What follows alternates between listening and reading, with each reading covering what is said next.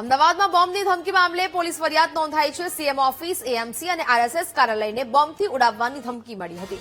ઈમેલમાં પંજાબમાં થયેલા operation blue star અને ઓપરેશન વુડોઝનો ઉલ્લેખ કરવામાં આવ્યો હતો। ધમકી ભર્યા ઈમેલનું ઓરિજિનલ આઈપી એડ્રેસ ફ્રાન્સનું હોવાનું બહાર આવ્યું।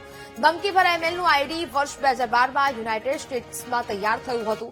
પોલીસની પ્રાથમિક તપાસમાં હજી સુધી કંઈ જ નથી મળી આવ્યું।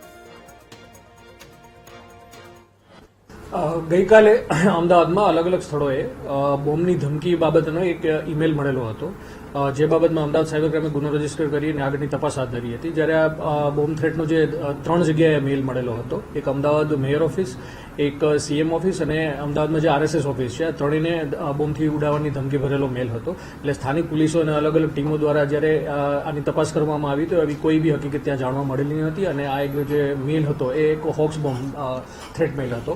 અત્યાર સુધીની તપાસમાં એ જાણવા મળેલું છે જે આ બોમ્બ થ્રેટ મેલ છે એ એક lnp.rt@gmail કરીને એક મેલ આઈડીથી આવેલો હતો અને એ મેલ આઈડી છે એ કોઈ ક્વિનિન ક્લાર્ક વ્યક્તિનું છે જે યુએસમાં ક્રિએટ થયેલું હતું અને આ જે મેલ આઈડી છે 2012માં ક્રિએટ થયેલું છે ને રિસન્ટલી એમનો યુઝ થયો હતો બોમ્બ થ્રેટ માટે।